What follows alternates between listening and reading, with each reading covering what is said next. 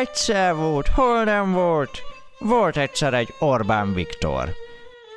Történt egy szép napon, hogy ezt az Orbán Viktort nem más látogatta meg, mint az erős sperma. Miután üdvözölték egymást, így szól az erős sperma.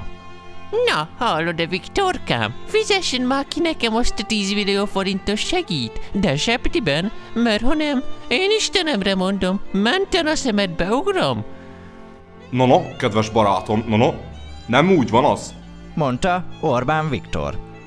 Aztán midőn az erős sperma belátta kudarcát, tüstén neki rugaszkodott, és egyenes beleugrott Orbán Viktor szemébe.